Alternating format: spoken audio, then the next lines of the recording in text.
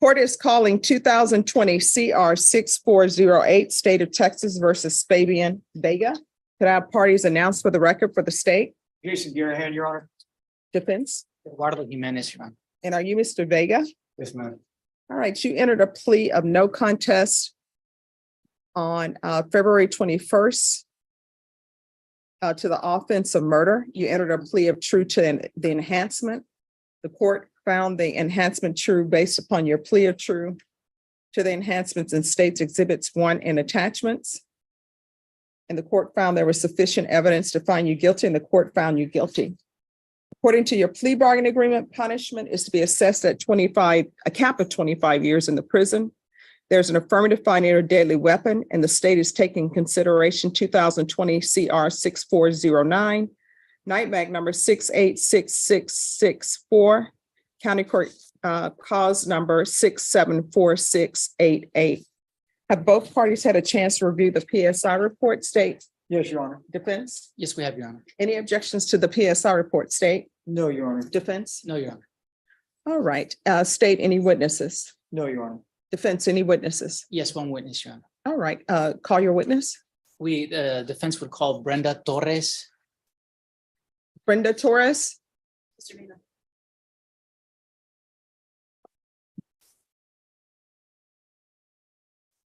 Can you raise your right hand for me, please? Do you solemnly swear or affirm the testimony you give will be the truth and nothing but the truth, so help you God? Yes, ma'am. All right, I'm gonna need you to keep your voice up so that the court reporter can hear and I can hear. All right, if you can state your name for the record and spell it. Brenda Torres. And spell it. Brenda Torres, Torres. All right, and sometimes I ask for people to spell their name so that they can practice keeping their voice up, and so I can test whether or not the court reporter can hear. All right, defense. Ms. Torres, what is your relationship to the defendant? His wife. Be speaking His to wife. the microphone, not to me. Okay, Before. his wife. Do you have a child together? Yes, we do. What's that I have a child's 6-year-old son. His name is Xavier. 6-year-old son? What grade would that put him in? He's in kindergarten. He's about to graduate next year. Okay. How long have you known the defendant? And that is 14. And when was the child born? How many years thereafter was the child born? 2 years later? And what separated you at that point from Mr. Vega? He was in juvenile. I'm sorry, I'm gonna need you to speak up. He was in juvenile. Okay. And so we were unable to be together. Unable to be together. Okay, what kind of person did you know Mr. Vega to be at that time? Very emotional, loving, and caring.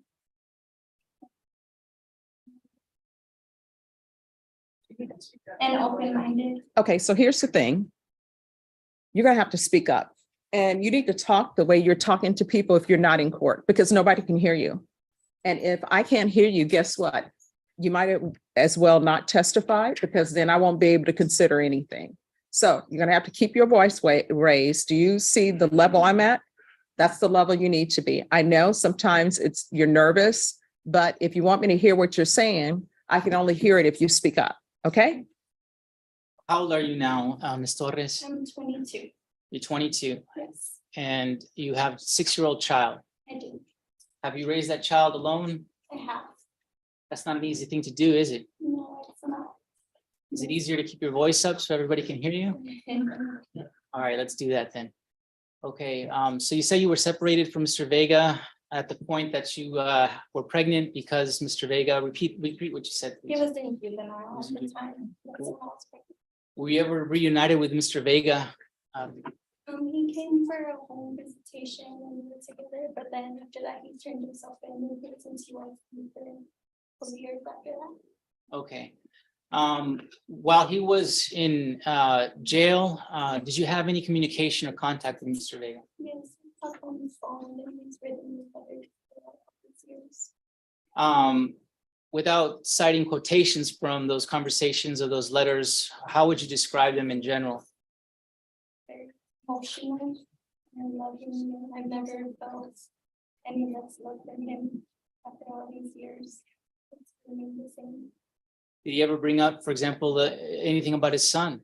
Yes, I know he loves Xavier and we don't want to explain anything to him right now until he's old enough to understand. So your son's 6 years old, but he doesn't know anything about his father? No, he doesn't. Does he know his father's name? Doesn't.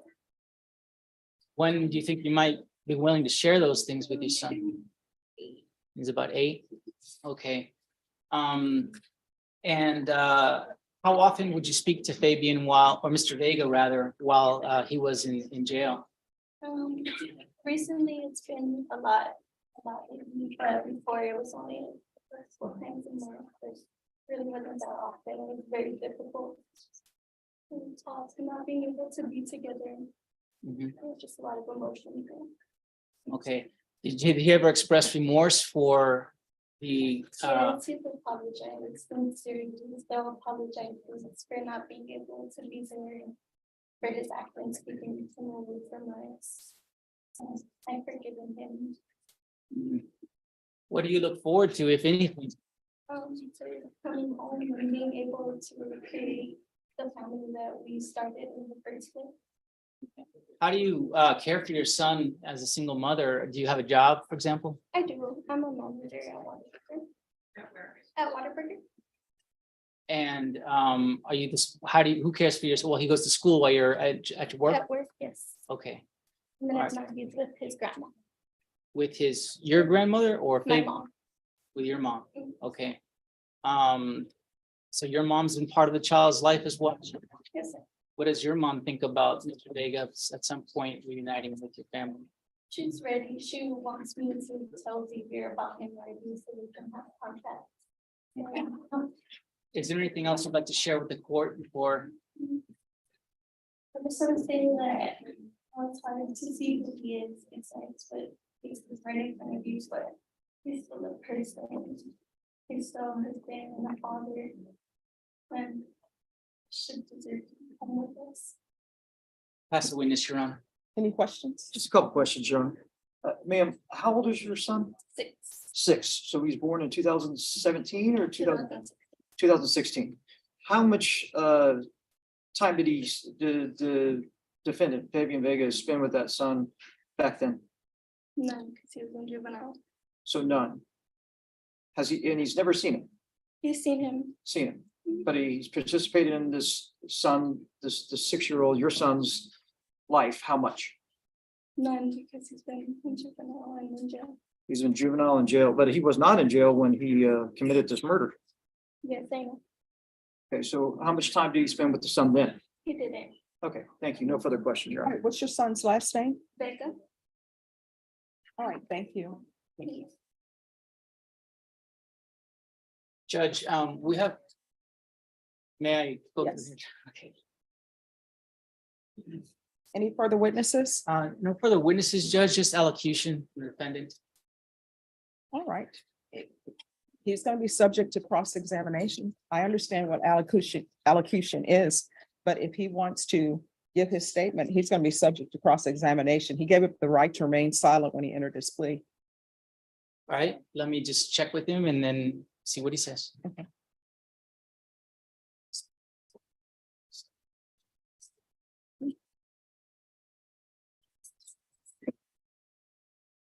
Your Honor, he would like to allocute. All right, can you raise your right hand? Do you solemnly swear or affirm the testimony you give will be the truth and nothing but the truth, so help you God? Yes, ma'am. All right, you can lower your hand. State your name for the record. Fabian Vega. All right, defense. I believe he just wants to share with the court a few brief words.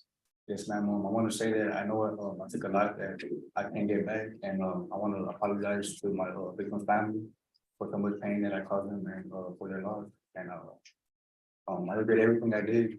So much to them and stuff like that. I know I'm going to prison, and I would want to get myself right over there by getting my GED because I never finished high school. Take drug classes. I had a problem with drugs in the past, and take parenting classes to better myself to go home to be a good father to my son and just go home clean and just be positive out there and not find myself in no more of the situations like I'm in right now. And I asked that you show mercy on me, on the sentence. A wife and a son that need me out there, and I want to go back to them, after that. Any questions? Yes, Your Honor. Mr. Vega, in your.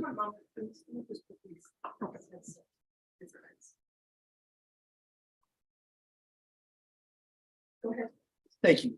Mr. Vega, you stated in the, when you were asked about this incident here, you said that, in here it says, my neighbors told me them where I was, my name, and that I had tattoos. I tried to fight it with self-defense.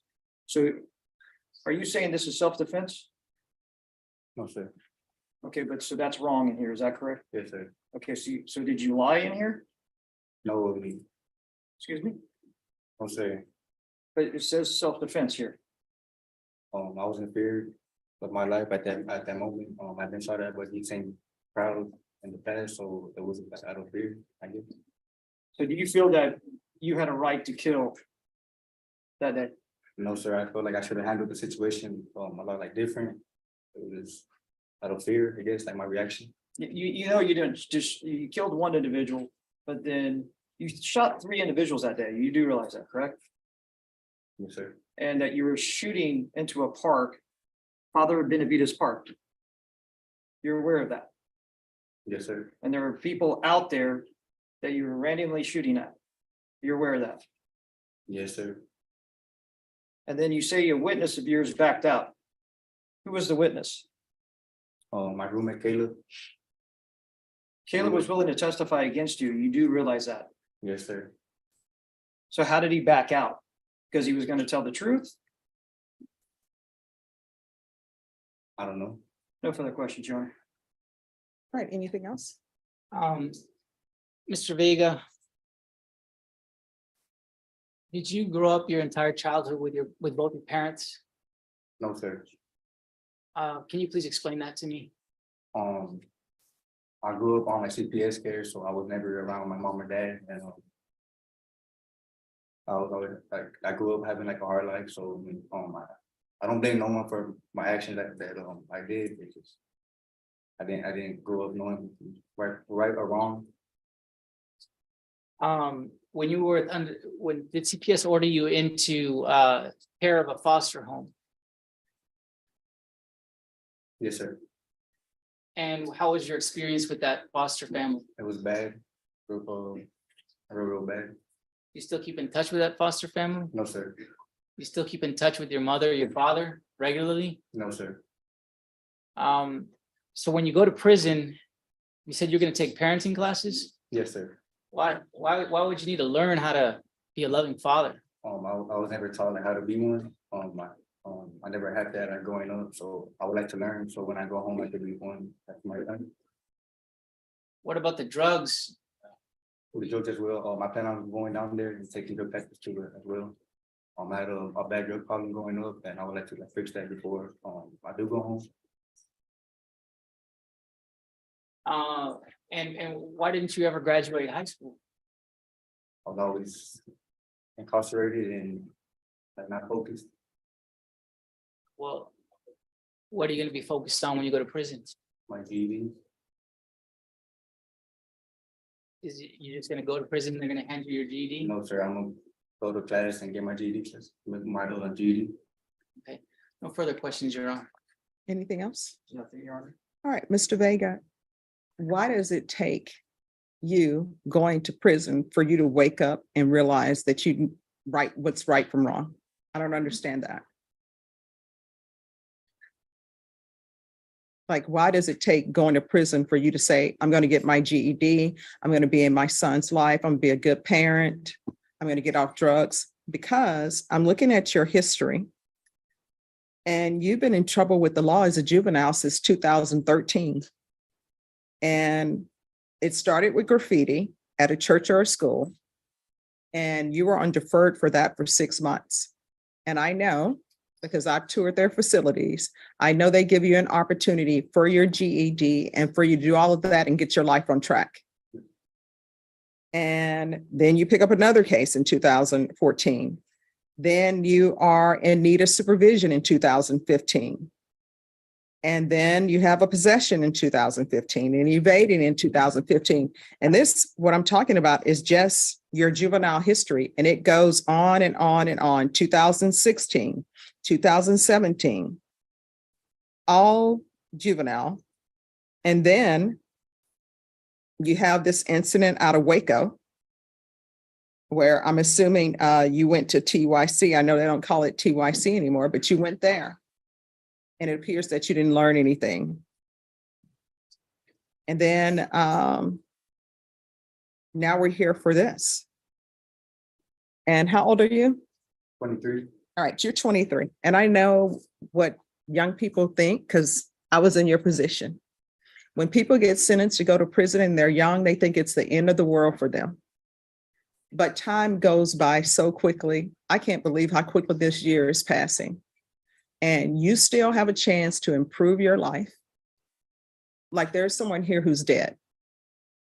They're not, and I want you to think about this, they're not having graduations. If they were going to graduate, you can say, hey, that person was a horrible person too, or did horrible things. But guess what? They're not going to graduate. They're not going to see any grandchildren maybe they were going to have. They're not going to get a chance to improve themselves here on the planet because they're no longer with us. So there are many things that they won't be able to do. I don't understand why, if you have a child who's 6 years old, instead of doing this, why were you not spending as much time with them as you could? The witness tells me that you're very, very loving. Then a very loving person would be, I want to spend as much time with my son as I can because I've missed out so much on his life. I went through Child Protective Services, so I want to make sure my son doesn't go through that. I didn't have a good father, so I want to make sure my son has that. That's not so much about you knowing right from wrong. That's just like common. You understand? Yes, ma'am. All right. The court will hear argument. His cap is 25 years. State, I'm assuming you're asking for 25? Yes, Your Honor. All right. And defense? Our defense is asking for mercy, and we're asking for that in a situation where there's been a death, a murder, and that life can't be brought back. So there's nothing we can say to change that fact. This young man, having growing up without a father and mother, there's nothing we can do to change that either. This young man making poor choices, not being around his son as his son was growing up, and being rather with people who are involved in drugs and guns. There's nothing we can say to change that either. But we have heard from him. He knows that this is pretty much his last chance to turn his life around. He doesn't want to spend the rest of his life in prison. So we are asking for mercy, Your Honor. He has explained what his plans and goals are to the court, being get his high school diploma so he can get a decent job out there, and take enough education and courses and therapy so that he's able to break his chains of addiction, Your Honor, and also learn to be a good parent to his son who's out there waiting for him, and his wife, Miss Brenda Torres, to be a good husband to his wife. We're asking for leniency from the court, full knowledge that we can't change the fact that we're dealing with a murder here, Your Honor. All right. And Mr. Vega, I want you to know at some point in time, our actions are our own. We can no longer blame it on the rough childhood we had, because a lot of people had a rough childhood. A lot of people had parents that were not in their lives. Some people had parents who were in their lives and shouldn't have been in their lives. But I do take in consideration when I hear that, because as a defense attorney, I used to always get upset when the state would say, well, this person didn't commit a murder and they had a rough life. I want you to know I look at people as individuals. You understand?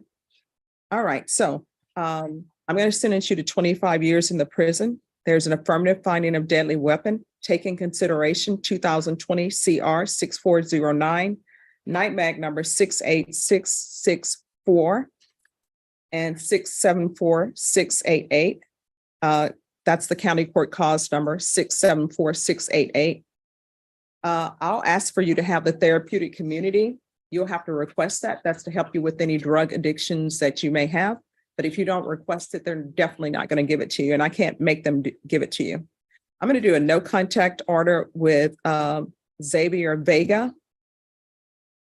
until the expiration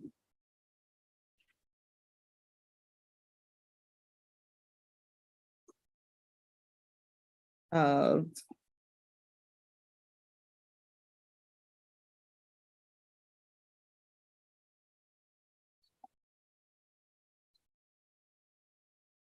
$15 years. At that time, he'll be 21. He'll be able to hopefully make a decision on whether or not he wants to see you. So there'll be no contact with Xavier Vega. Showing you what's entitled Trial Court Certification of Defendant's Rights to Appeal. Did you review that with your attorney? Did you understand it? And did you sign it? Yes, ma'am. Because this is a plea bargain agreement, because I followed your plea bargain agreement, and because you waived your right to appeal, you do not have the court's permission to appeal. And because this is a felony conviction, you're not allowed to own or possess any weapons or ammunition. If you have a question over what a weapon or ammunition is, you'll need to speak to an attorney. Do you understand? All right. I wish you nothing but the best. Good luck to you. Your Honor, we have a small statement. I'm sorry. There's a statement. Very brief, very brief. It's very, yes, Yes. it's brief. Maybe excuse me. Yes, Edgewater, yeah.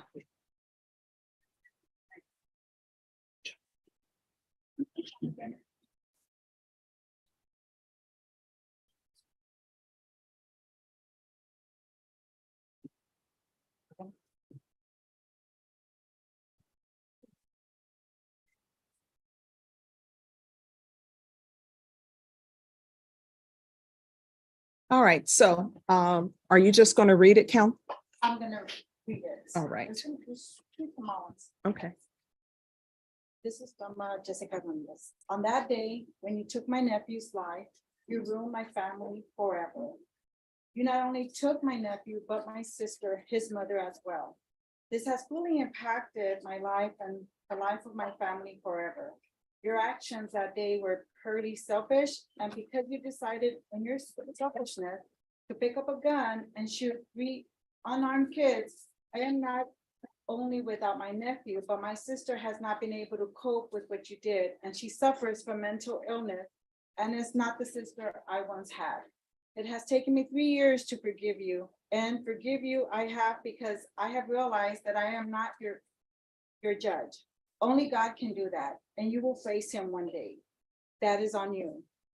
But for you to be released back into society is something I pray will never happen. The thought of you being free to do this again chills my soul. Words cannot express the emptiness in my heart since my son was taken from me. We ask for justice and the punishment you deserve for this crime. It's ironic that the day after Jesus resurrected is what counts, because his judgment is final. I am at loss for words to truly express what you have taken from me. Jesse was not only my son, a part of me, but Jesse was my life. You tore a huge part out of my heart. I died that day too. You may not have cared for your actions that day, but those actions will have a consequence today. I hope you just melt in misery for the rest of your life and that it haunts you till no end, because I've lived like this since that day. I have no pity for you or what you thought you should stand for that day. You are not a man. You are now just a sit number. Thank you.